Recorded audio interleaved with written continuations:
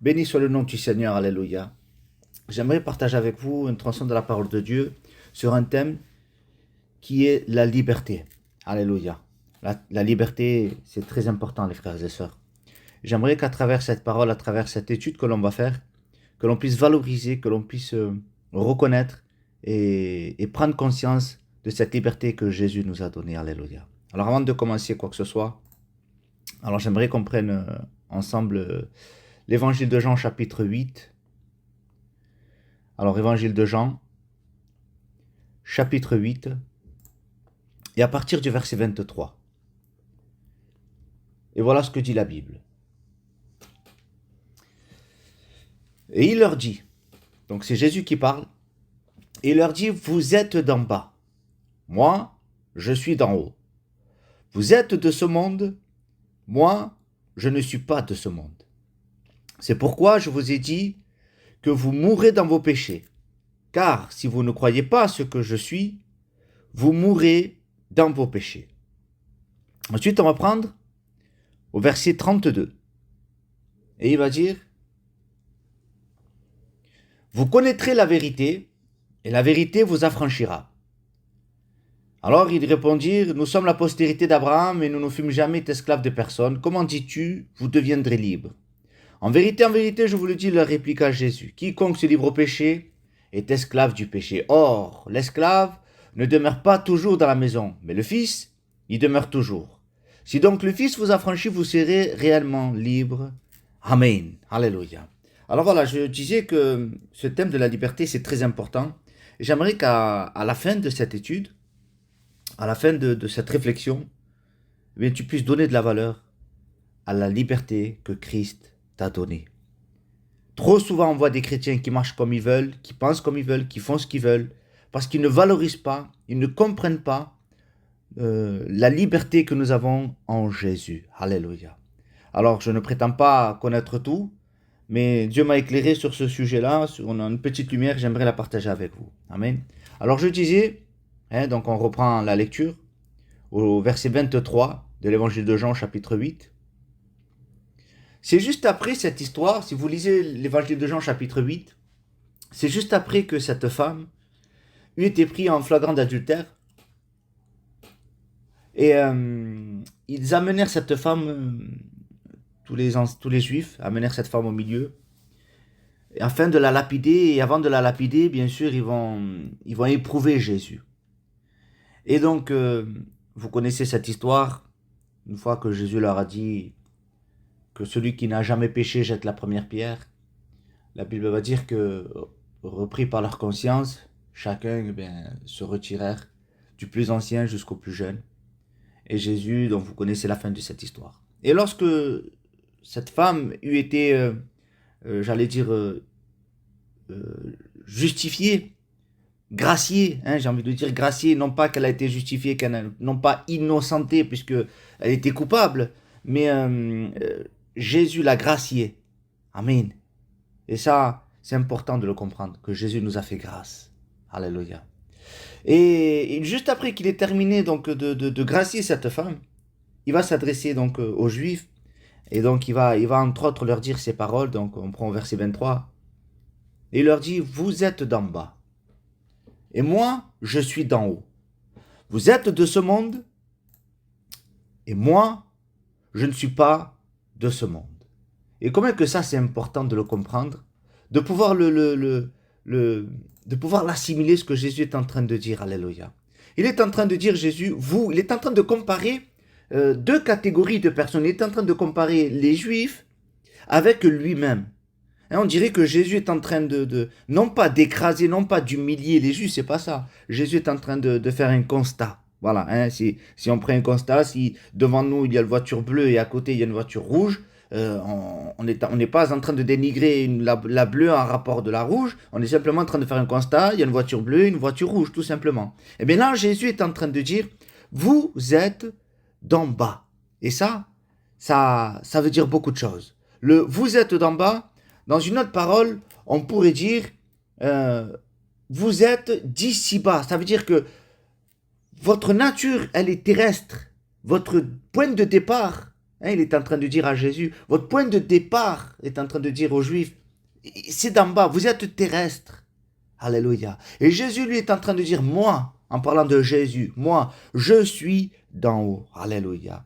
Et ça, il est important de le comprendre que Jésus avait un langage qui était spécial. Quand il dit je suis d'en haut, ça veut dire que toute sa personne dépendait du ciel. Son langage était spirituel.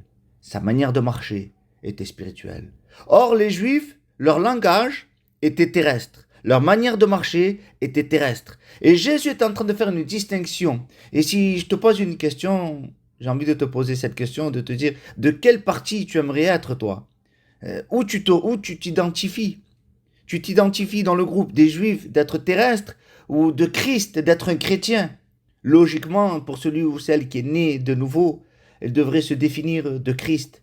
Donc forcément, tu dois penser comme quelqu'un d'en haut. Tu dois parler comme quelqu'un d'en haut. Ton langage doit être un langage céleste. Ta manière de marcher doit avoir une manière de marcher du ciel.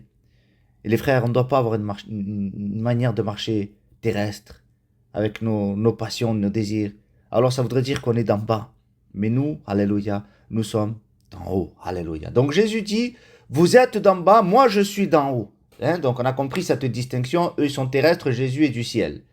Vous êtes de ce monde. Hein, Jésus est en train de caractériser ces personnes-là. Il est en train de dire, vous êtes de ce monde. Ça veut dire, dans une autre parole, il est en train de dire, vous appartenez. Hein, c'est ce qu'il dira dans une autre version de Bible. Il va dire, vous appartenez à ce monde. Alléluia. Mais nous, on ne doit pas appartenir à ce monde. Jésus va dire, vous êtes d'en bas, vous êtes terrestre, vous êtes charnel. Moi, je suis d'en haut, je suis spirituel.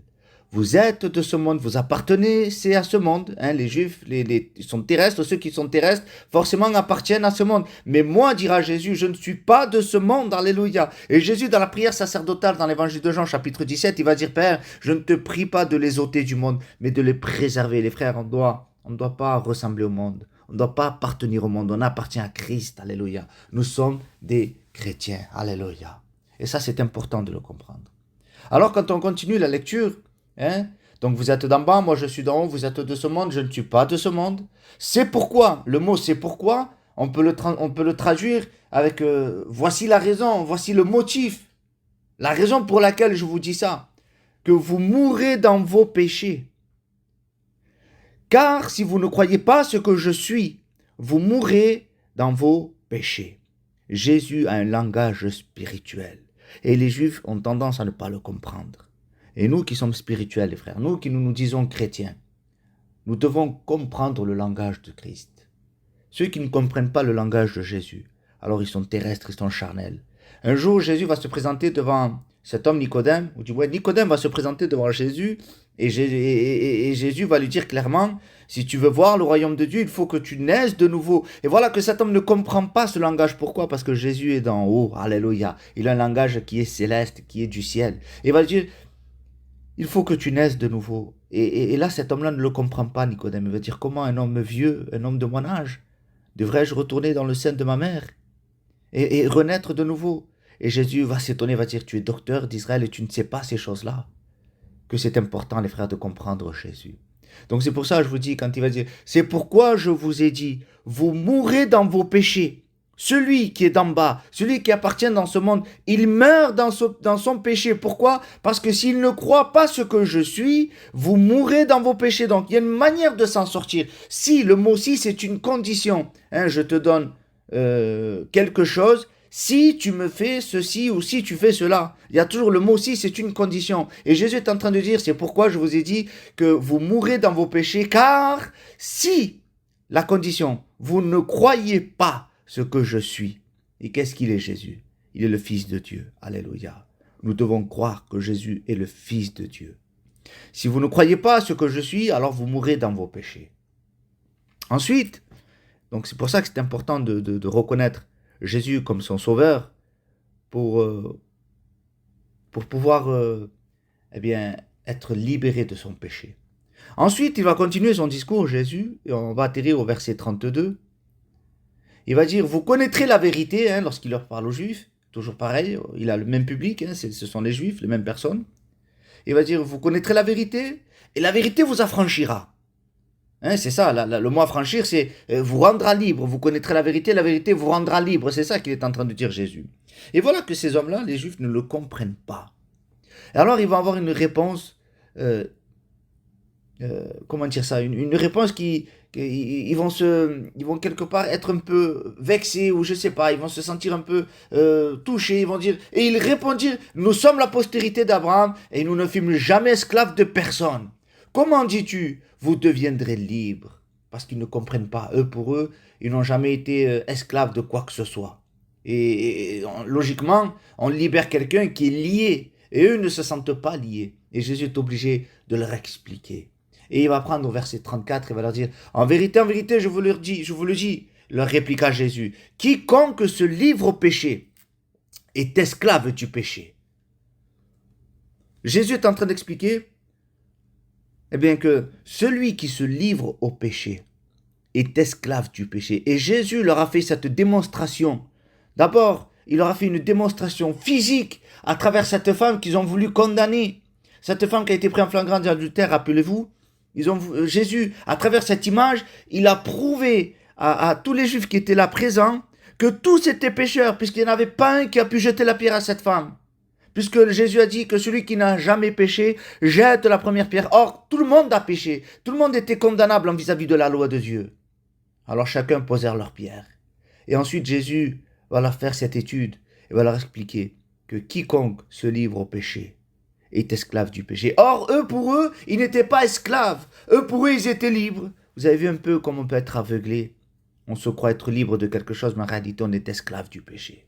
Et Jésus va définir le rôle d'un esclave et le rôle de quelqu'un qui est libre. Alléluia. Et voilà que Jésus, donc, au verset 34, il va dire, en vérité, je vous le dis, leur répliqua Jésus, quiconque se livre au péché est esclave du péché. Or, mais, dans une autre parole, c'est mais l'esclave ne demeure pas toujours dans la maison.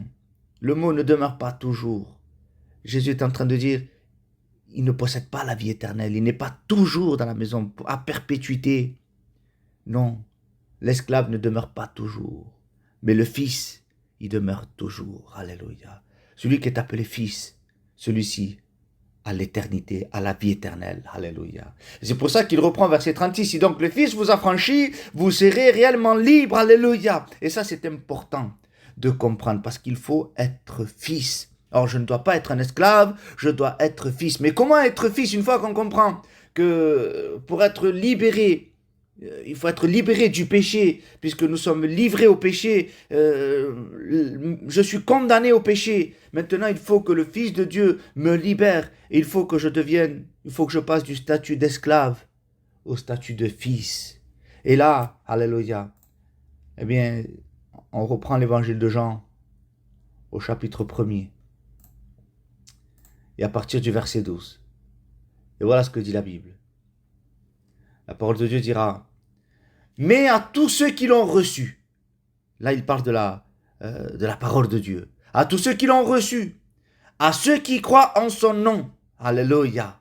Et il parle de la véritable lumière, et cette lumière, il va dire au commencement était la parole était avec Dieu, la parole était Dieu, et ensuite il va parler de la lumière, donc tout cela concerne Jésus, alléluia, donc qui est la parole, et il va dire, mais à tous ceux qui l'ont reçu, à ceux qui croient en son nom, cette parole, elle a un nom, elle s'appelle Jésus, alléluia. Elle a donné le pouvoir, elle a donné un pouvoir spécial, elle a donné une particularité spéciale à celui qui a reçu la parole de Dieu. Elle a donné le pouvoir de devenir enfant de Dieu, lesquels sont nés non du sang, ni de la volonté de la chair, ni de la volonté de l'homme, mais de Dieu. Alléluia. Donc ça veut dire que désormais, celui qui croit, comme dira Jésus, au Fils de Dieu, il devient par adoption le Fils aussi. Alléluia.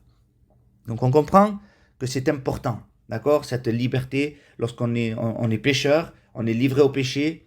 Et ça, la Bible nous le dit clairement, car tous ont péché et sont privés de la gloire de Dieu. Or, on est tous pécheurs. Maintenant, lorsqu'on a reconnu notre péché, qu'on a demandé pardon à Dieu, le sang de Jésus nous lave, nous purifie de tout péché. Désormais, comme on a reçu la parole de Dieu, elle nous a donné la puissance, l'autorité de devenir enfants de Dieu. Alléluia. Lequel ne sont nés non ni de la chair ni du sang, mais de la volonté de Dieu. Alléluia. Alors maintenant, l'apôtre Paul, lui, il avait bien compris ce concept d'être appelé fils. Vous allez comprendre maintenant comment ce texte va devenir beaucoup plus clair que, que peut-être avant. Peut-être tu n'avais pas cette notion de cette lecture. Je t'invite à prendre avec moi l'Épître aux Galates au chapitre 4, et à partir du verset 4. Et il va dire, mais lorsque les temps ont été accomplis, Dieu envoya son Fils né d'une femme, né sous la loi, afin qu'il rachetât ceux qui étaient sous la loi. Afin, le mot afin c'est le but, la raison, le motif. Alléluia. Donc Dieu a envoyé son Fils afin que nous reçussions l'adoption. Tant que Dieu n'avait pas envoyé son Fils, il était impossible de recevoir l'adoption. Ça veut dire que tant que Christ n'est pas apparu, tant que Christ n'est pas été révélé, tant que Christ n'est pas mort à la croix, n'est pas ressuscité et ne s'est pas assis à la droite de Dieu, il était impossible que nous devenions fils de Dieu. Alléluia. Alors là, Dieu a envoyé son Fils, né d'une femme, né sous la loi, afin qu'il rachetât ceux qui étaient sous la loi, afin que nous reçussions l'adoption. Et parce que vous êtes fils, alléluia, maintenant vous êtes, c'est un état. Avant on était esclave, maintenant vous êtes fils. Dieu a envoyé dans nos cœurs, et écoute bien ce détail, Dieu a envoyé dans nos cœurs l'esprit de son Fils, lequel crie Abba. Le mot Abba, ça veut dire Père, alléluia. Enfin, on ne pouvait pas appeler Père puisqu'on était esclave. On était esclave du péché, on ne le savait même pas. On n'était même pas conscient et on ne pouvait même pas appeler Dieu notre Père. Mais dès lors que le Christ nous a affranchis du péché, dès lors que le Christ nous a rendu la liberté, alléluia, nous avons reçu cette adoption d'être appelés fils de Dieu. Et il nous a donné son Fils, il nous a donné son Esprit, alléluia, lequel nous sommes le temple du Saint-Esprit, lequel ce Saint-Esprit qui est en nous, eh bien, crie Abba, il crie Père, alléluia. Le seul et l'unique qui pouvait crier Père, c'était Jésus. Rappelez-vous, lorsque les disciples de Jean vont voir Jésus, vont dire apprends-nous à prier, comme l'ont fait les disciples comme l'a fait Jean. Et Jésus va leur dire notre Père qui est aux cieux. C'était la première fois que les disciples entendaient une prière en appelant Dieu Père. Et maintenant, Christ veut te faire partager ce privilège d'appeler Dieu Père, alléluia. Et il a fait de toi le temple du Saint-Esprit, lequel crie Abba, Père. Et il va dire au verset 7, dans Galates au chapitre 4, verset 7, ainsi, tu n'es plus esclave. C'est fini, tu n'es plus. Ton état d'esclavage n'existe plus. Tu n'es plus esclave, mais tu es fils. Et si tu es fils, tu es aussi héritier par la grâce de Dieu. Alléluia. Et ça, c'est important de le comprendre, les frères et sœurs. Donc, Paul, lui, avait bien compris cette notion d'esclavage, cette notion d'être livré au péché et cette notion de liberté. Alléluia. Mais l'apôtre Paul ne va pas en rester là. Et il va commencer à faire une étude approfondie sur justement la nature pécheresse et sur la nouvelle nature. Alléluia. Alors, je t'invite à faire avec moi la lecture au chapitre 4, toujours de l'Épître aux Galates, Galates chapitre 4 et à partir du verset 23. Et là maintenant, ça va devenir beaucoup plus clair. Galates au chapitre 4, au verset 22. Il va dire, car il est écrit qu'Abraham eut 2 fils, un de la femme esclave et un de la femme libre. On va s'arrêter là et on va essayer de comprendre et mettre clair les choses. On sait très bien qu'Abraham eut 2 fils. Et vous avez noté que l'apôtre Paul va donner une chronologie. Il va dire, eut 2 fils, un de la femme esclave et l'autre de la femme libre. Lorsque Paul écrit cela, il ne l'écrit pas par hasard, il ne l'écrit pas parce qu'en premier ça lui est venu Agar, parce qu'il avait envie, non, c'est parce que c'est un ordre chronologique. Le premier qui est né, c'était Ismaël, c'était issu de la femme esclave. Donc Paul est obligé de respecter cette chronologie-là. Et il va dire, car il est écrit qu'Abraham eut 2 fils, un de la femme esclave et l'autre de la femme libre. Donc vous avez compris jusque-là qu'il y a 2 naissances, un de l'esclave et l'autre de libre. La première c'est de l'esclave et la seconde c'est de la femme libre. Et il va dire, celui de l'esclave naquit selon la chair et celui de la femme libre naquit en vertu de la promesse. Alors là on va essayer de comprendre qu'est-ce que l'apôtre Paul est en train de nous faire comprendre. Quand il va dire, mais celui de l'esclave naquit selon la chair. Quand il dit selon la chair, rappelez-vous dans l'épître aux Hébreux, il va dire selon l'ordre de Melchisédek. Et cette manière de parler selon, c'est à la manière, à la façon. Hein, vous changez ce mot, et c'est à la manière, à la façon. Donc on va dire, celui qui de l'esclave naquit à la manière de la chair. Ça veut dire qu'à un moment donné, il y a eu une volonté charnelle de mettre au monde ce fils. Et vous allez voir comment est né le fils Ismaël. Donc pour qu'on puisse comprendre la naissance d'Ismaël, on va prendre au chapitre 16 du livre de la Genèse, chapitre 16. Et voilà comment est né Ismaël. Genèse, chapitre 16, à partir du premier verset. Alors la Bible dit, Sarai, femme d'Abraham, ne lui avait point donné d'enfant. Elle avait une servante égyptienne, nommée Agar. Et Sarah dit à Abraham, voici, l'Éternel m'a rendu stérile. Viens, je te prie, vers ma servante, et peut-être aurai-je par elle des enfants. Abraham écouta la voix de Sarai. Alors Sarai, femme d'Abraham, prit Agar, l'Égyptienne, sa servante, et la donna pour femme à Abraham, son mari. Après qu'Abraham eut habité 10 années dans le pays de Canaan, il alla vers Agar, et elle devint enceinte. Quand elle se vit enceinte, elle regarda sa maîtresse avec mépris. Et Sarah dit à Abraham, l'outrage qui m'est fait retombe sur toi. Alors on va s'arrêter là quelques secondes pour qu'on puisse comprendre quelque chose de très important. Donc on comprend le cadre. Le cadre est le suivant, c'est que Abraham, lui, dans les chapitres précédents, il avait reçu une promesse. Hein, lui qui se savait déjà avant ancien âge, dans les chapitres précédents, un jour il va prier Dieu, il va lui dire, voici que je n'ai pas d'héritier. Le seul héritier est un serviteur qu'il avait à son service.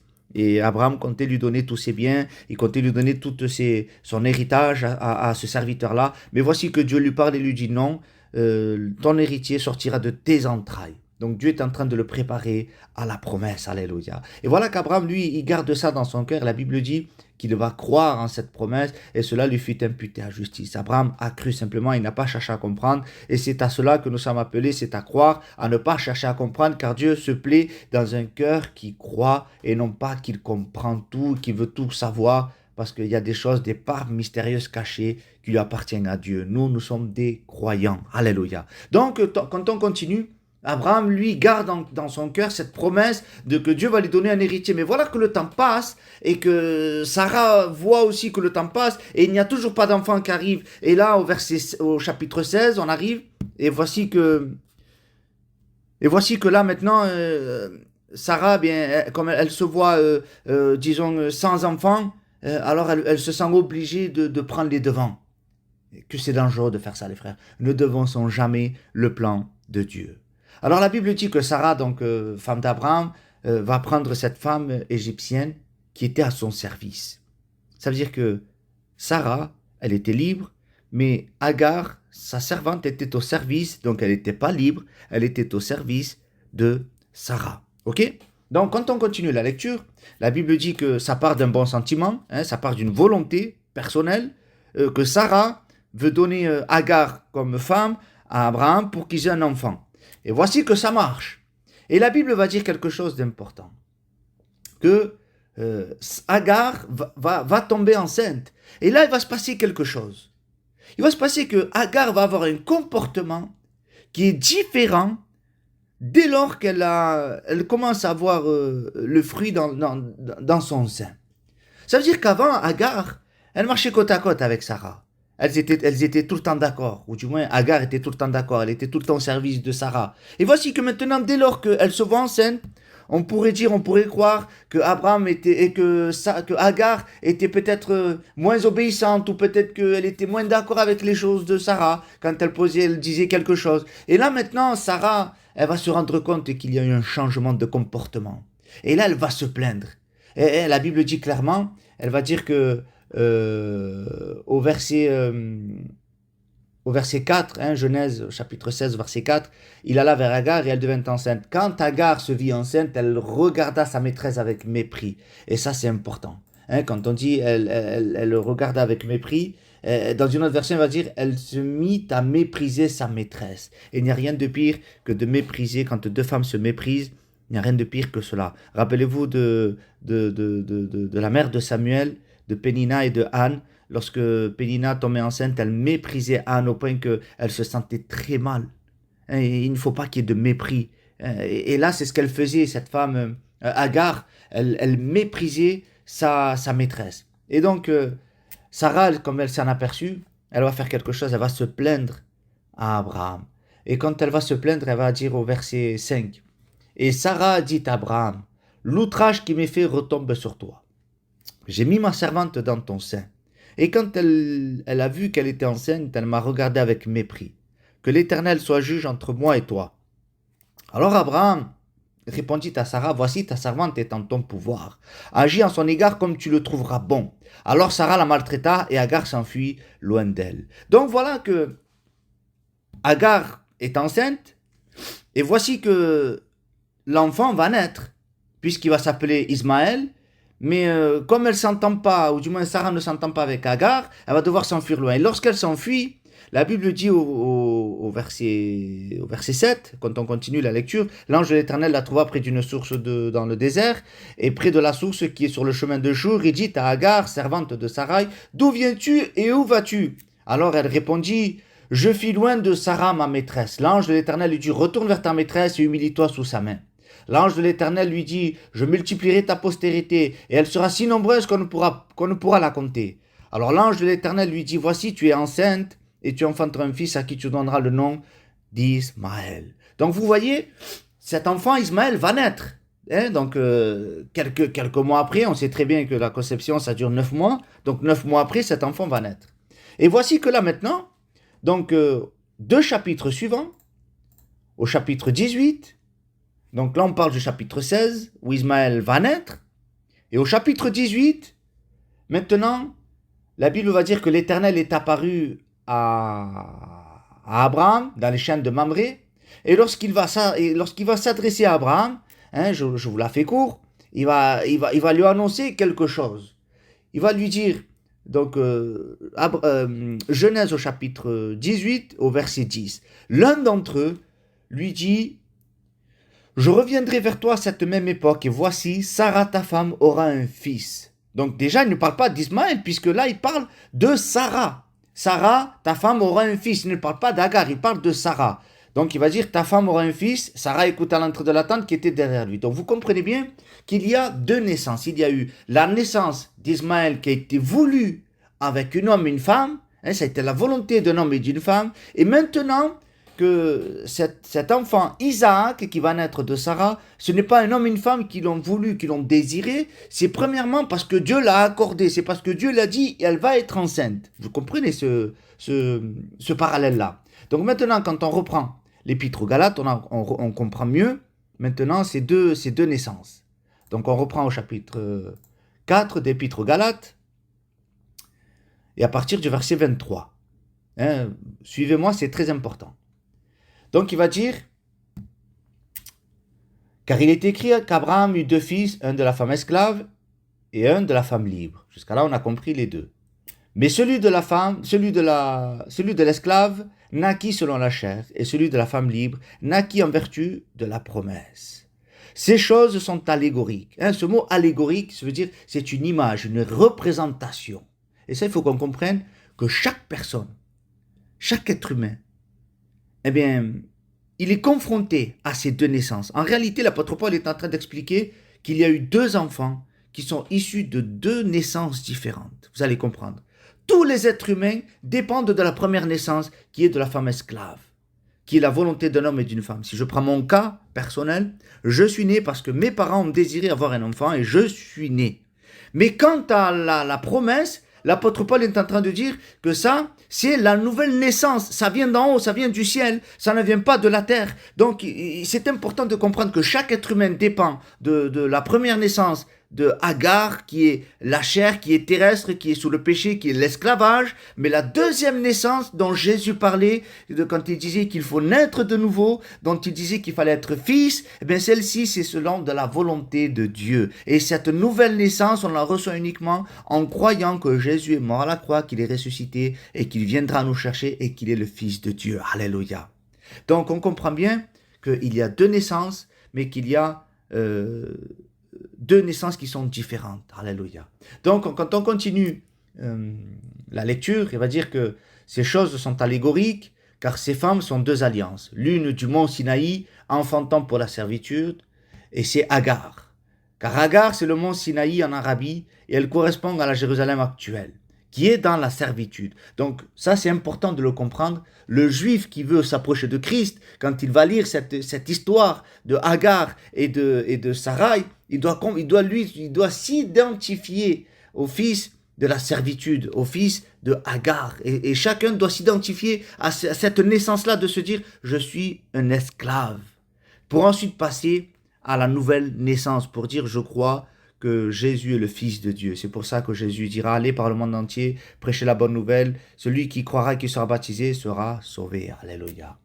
Donc, quand on continue la lecture, il va dire « car le mont Sinaï en Arabie, elle correspond à la Jérusalem actuelle qui est dans la servitude avec ses enfants, mais la Jérusalem d'en haut est libre, c'est notre mère, car il est écrit, réjouis-toi stérile, toi qui n'enfantes point, éclate épouse des cris, toi qui n'as pas éprouvé les douleurs de l'enfantement. Car les enfants de la délaissée sont plus nombreux que les enfants de celle qui a été mariée. Et ensuite, il va avoir un discours, l'apôtre Paul, il va dire, pour vous, frères. L'apôtre Paul, quand il dit pour vous, frères, il s'adresse aux croyants, il s'adresse aux chrétiens, à celui qui est né de nouveau. Il va dire pour vous, frères, comme Isaac, vous êtes enfants de la promesse. Alléluia. Nous sommes issus, nous les chrétiens qui sommes nés de nouveau, nous sommes issus de la promesse. Nous sommes issus parce que Christ a fait de nous le temple du Saint-Esprit. Parce que Christ est mort à la croix, il est ressuscité. Nous avons reçu le don du Saint-Esprit. Nous sommes le temple du Saint-Esprit. Christ nous a libérés de ces ténèbres, de ce monde de péché. Nous sommes passés des ténèbres à son admirable lumière. Et l'apôtre Paul va dire, pour vous frères, comme Isaac, vous êtes des enfants de la promesse. Alléluia. Et de même qu'alors celui, et là c'est très important, vous allez comprendre maintenant pourquoi le chrétien, la chrétienne, il a toujours cette lutte constante entre sa chair et l'esprit.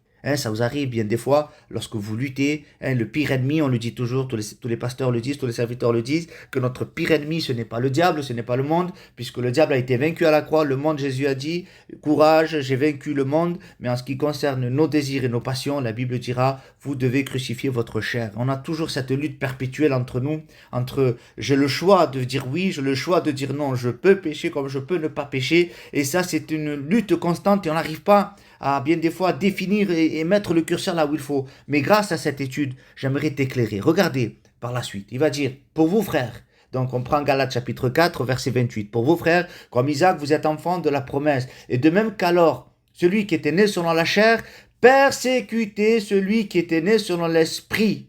Ainsi en est-il encore maintenant. Alors maintenant, on va retourner dans le livre de la Genèse, au chapitre 16. Et il y a peut-être un détail que vous avez pas fait attention. Rappelez-vous lorsque Sarah va se plaindre auprès d'Abraham, elle va lui dire que l'Éternel soit juge entre moi et toi. Parce qu'à un moment donné, elle en a marre de que Agar, la servante, la méprise. Et ça, il faut comprendre que Sarah, c'est le spirituel et Agar, c'est le charnel.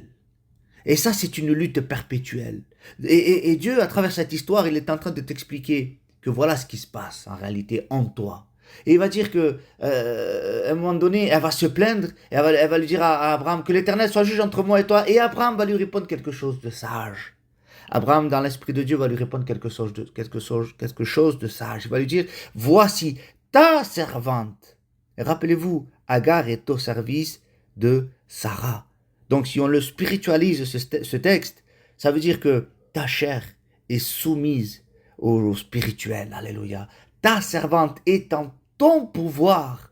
Tu as le pouvoir sur elle, tu as autorité sur elle. Agis à son égard comme tu le trouveras bon.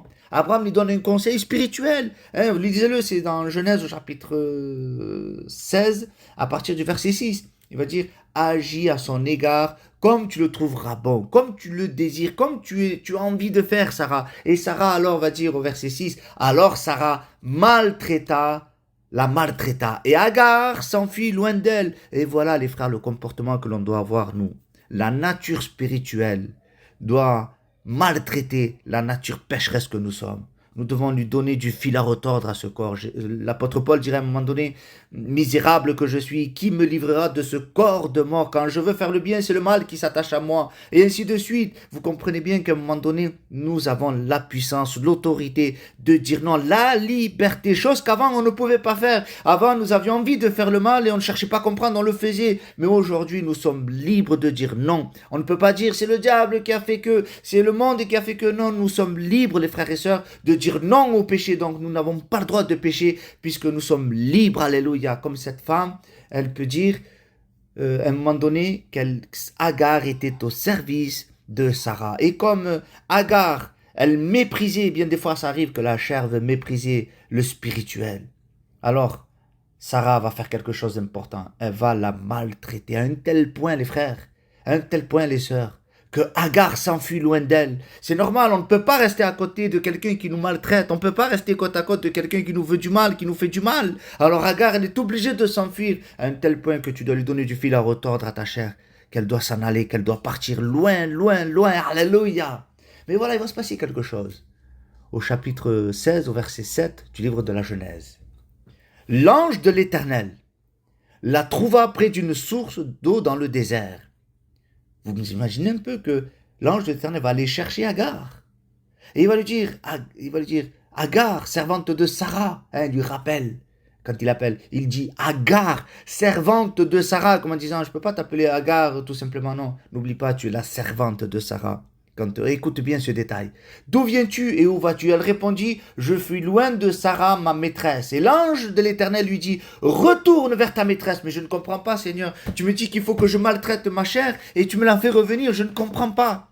Mais regarde comment Dieu lui parle, alléluia. Regarde comment Dieu est bon. Regarde comme Dieu est saint, alléluia. Il va lui dire, retourne vers ta maîtresse et humilie-toi sous sa main, alléluia. Parce que Dieu a besoin de ton corps. Sarah avait besoin d'Agar. Comme toi, tu as besoin de ton corps. Et Dieu va se servir de ton corps. Parce que si tu veux témoigner, Dieu a besoin de ta voix, de ta vie.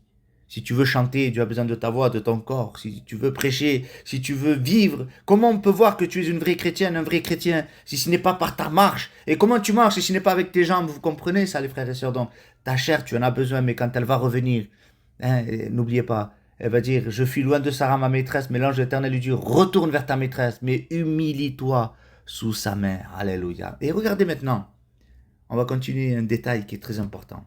L'ange de l'Éternel va lui parler d'Ismaël qui est dans le sein d'Agar. Alors, verset 10, il va lui dire, l'ange de l'Éternel lui dit, je multiplierai ta postérité, et elle sera si nombreuse qu'on ne pourra pas la compter. Alors l'ange de l'Éternel lui dit, voici tu es enceinte, et tu enfanteras un fils, à qui tu donneras le nom d'Ismaël, car l'Éternel t'a entendu dans ton affliction. Et maintenant, Dieu va témoigner de cet enfant qui est encore dans le sein d'Agar. Il n'est pas encore né, il n'a pas encore vu marcher, il n'est pas un homme que déjà Dieu connaît sa vie, il connaît déjà ce qui va être, parce que Dieu connaît chaque cœur. La Bible dit, il sonde les cœurs et les reins, il connaît tout ce qui va se passer parce qu'il est Dieu, il sait tout, il a le regard de partout. Donc au verset 12, il va dire, il sera, écoute bien ce détail, il sera comme un âne sauvage. On sait très bien, on nous l'a souvent appris, les pasteurs, les études nous l'ont appris, que le monde arabe descend directement d'Ismaël et que Isaac vient donc la lignée où il y a les Juifs, donc Abraham, Isaac et Jacob, Jacob ensuite est Israël, mais Ismaël, eux, c'est tout ce qui descend donc du monde arabe. Et regardez comment Dieu parle, et il va dire, il sera comme un âne sauvage. Mais pour nous qui sommes chrétiens, quand on spiritualise ce texte, on a compris que Sarah, c'est la nature spirituelle et que Agar est la nature pécheresse. Et il va dire que le côté pécheur, le côté mauvais qu'on a, ce côté de chair qu'on a, la Bible va dire comme ça, il sera comme un âne sauvage. Alors déjà, un âne tout court, c'est comme on dit, c'est toujours péjoratif quand on compare quelqu'un à un âne, c'est toujours péjoratif. Alors imaginez s'il est sauvage. Il n'y a pas plus têtu, il n'y a pas plus dur, il n'y a pas plus que vous comprenez, ce caractère d'âne sauvage. Eh bien, notre chair, elle est comme ça, elle est semblable à cet âne sauvage quand on ne la gère pas, quand elle fait ce qu'elle veut, quand elle veut, elle est obstinée, elle s'entête à faire des choses. Mais que Dieu fasse, alléluia, que nous puissions contrôler. avec le Saint-Esprit, cette nature pécheresse. Alléluia. La Bible va dire donc, il sera comme un âne sauvage. Sa main sera contre tous, la main d'Ismaël sera contre tous, et la main de tous sera contre lui. Et notez ce détail, et Ismaël, et il habitera en face de tous ses frères. Il n'habitera pas côte à côte, il habitera face à face. Et ce mot face à face nous laisse sous-entendre qu'il y aura une opposition. Vous comprenez bien qu'il y a l'opposition entre la chair et l'esprit. Et la main de la chair, elle sera dans ses frères, et la main des frères, elle sera dans la main d'Ismaël. Vous comprenez cette lutte constante, il est en train de parler d'une guerre. Il y aura tout le temps des guerres entre tous les deux. Vous comprenez ça? Donc c'est pour ça que nous, les chrétiens, on a toujours cette lutte perpétuelle en nous, et à chaque fois on lutte contre nos désirs, nos passions. Mais c'est pour ça que l'apôtre Paul dira, vous devez crucifier votre chair avec ses passions et ses désirs. Elle doit mourir, nous devons mourir pour que la nouvelle créature, la nouvelle création qui est en nous, eh bien, puisse vivre, alléluia, et se développer et marcher comme le Christ le désire et le veut, alléluia. Alors vous comprenez que cette lutte, elle est perpétuelle, cette lutte, elle est constante, mais nous devons contrôler, alléluia. Notez ce détail que quand il dit qu'il sera comme un âne sauvage, ça me rappelle une histoire lorsque Jésus va faire une entrée triomphante à Jérusalem. Il n'a pas utilisé un cheval blanc, il n'a pas utilisé non plus un char, mais la Bible va dire qu'il a utilisé une ânesse, le petit d'un âne. Si Christ est sur l'âne, il pourra le contrôler. Il pourra l'amener là où il veut, là où il désire. Que Dieu fasse, que la nature spirituelle puisse contrôler cet âne sauvage que nous sommes lorsque nous nous laissons entraîner par nos passions et nos désirs. Alors, on va continuer dans ce texte-là, parce que c'est important, les frères. Ce que nous sommes en train de dire, c'est très très très important pour notre compréhension de notre vie chrétienne. Alors quand on prend l'épître aux Galates, au chapitre 4, et au verset 28, il va dire, pour vous frères comme Isaac, vous êtes enfants de la promesse, et de même qu'alors celui qui était né selon la chair, persécuté celui qui était né selon l'esprit, ainsi en est-il encore maintenant. Mais que dit l'Écriture, dira Paul? Chasse l'esclave et son fils, car le fils de l'esclave n'héritera pas avec le fils de la femme libre. C'est pourquoi, frères, nous ne sommes pas enfants de l'esclave, mais de la femme libre. Alléluia. Et maintenant, vous allez comprendre quelque chose d'important. Lorsque l'apôtre Paul va continuer son étude sur la liberté, ne croyez pas que c'est terminé, l'apôtre Paul termine, non, il va continuer au chapitre 5, et il va dire à un moment donné au chapitre 5, au premier verset, et il va dire, c'est pour la liberté que Christ nous a affranchis. Demeurez donc fermes et ne vous laissez pas mettre de nouveau sous le joug de la servitude. Paul avait très bien compris. Christ avait dit, si le Fils de l'homme vous affranchit, vous serez réellement libre. Et Paul reprend ces mots, Paul reprend ce même concept, cette même idée, parce qu'il avait compris que cette liberté, elle était très importante. Aujourd'hui, je suis libre de quoi? Je suis libre du péché. Je suis libre de dire non au péché. Avant, je n'étais pas libre, puisque j'étais esclave du péché. Si le péché me poussait à fumer de la drogue, à voler, à tuer, aujourd'hui, je suis libre de dire non. Alléluia. Aujourd'hui, je suis libre de ne pas commettre le péché, parce que Christ m'a libéré de la puissance de Satan. Alléluia. Ensuite, lorsqu'on continue au chapitre 5, il va dire au verset 13, regardez comme c'est important. Parce qu'une fois que nous sommes libres, on a compris que nous sommes libres, il y en a beaucoup aujourd'hui des chrétiens, des chrétiennes, des croyants, qui parce que sous prétexte sont libres, ils font ce qu'ils veulent, quand ils veulent. Et oui, mais Dieu est amour. Et oui, mais de toute façon, j'ai pas besoin d'aller à l'église, dans le bâtiment. Aujourd'hui, ça ressort beaucoup cette parole. Je n'ai pas besoin d'aller à l'église avec la communion avec les frères. Et je vais où je veux, je fais comme je veux. Non, les frères, nous sommes libres, c'est vrai. Mais la Bible va dire, Galates au chapitre 5, au verset 13, frères, vous avez été appelés à la liberté. C'est vrai, certes, l'apôtre Paul le confirme. Oui, c'est vrai, vous avez été appelés à la liberté. Seulement, ne faites pas de cette liberté un prétexte de vivre selon la chair. Alléluia. Mais il va dire, mais rendez-vous par la charité serviteurs les uns des autres. Alléluia. La manière de marcher, les frères, ce n'est pas comme on veut, ce n'est pas comme nous on a envie, qu'on dit, oui, mais je fais comme je veux, je suis libre, de toute façon, Christ est mort à la croix, je fais comme je veux. Non, tu n'es pas libre. On est esclave du péché, il n'y a pas de problème.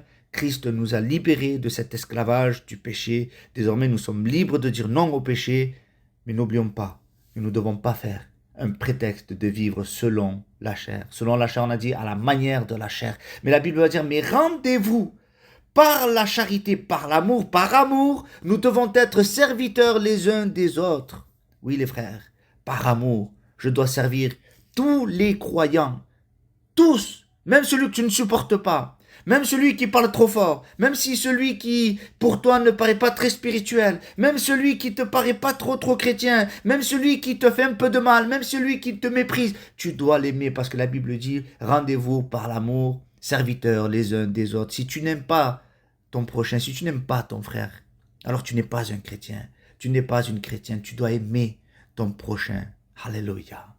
Alors quand on continue, c'est important de le comprendre ça les frères. Il va dire à un moment donné, l'apôtre Paul, quand il fait son étude, donc on comprend que dès le 1er siècle de l'Église, il y a eu des problèmes. Toujours des problèmes au niveau d'ordre dogmatique et théologique. Il y a toujours des problèmes. Là, à ce moment-là, c'était que certains chrétiens se judaïsaient, devaient pratiquer la loi de Moïse. Hein, certains devaient se faire circoncire, alors ils étaient chrétiens, mais ils ne savaient plus trop comment faire. Là. Certains devaient se circoncire, etc. Et Paul, lui, ne voulait pas de tout ça. Et il va dire justement, c'est pour ça qu'il va faire cette étude, de dire, nous avons été libérés de tout ça. Nous sommes libres désormais.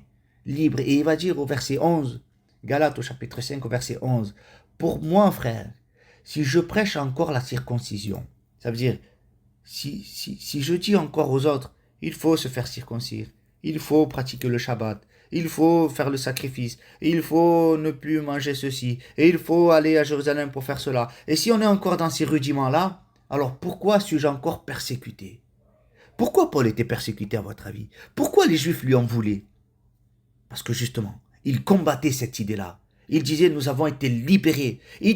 En lui, il portait l'image de la croix de Christ, alléluia. Lui, quand il parlait de Jésus, il devait faire éclater le message de la croix. Et pour les autres, pour les Juifs, c'était un scandale pour eux. Parce qu'il dit, alors du coup, on n'est plus dans notre tradition-là.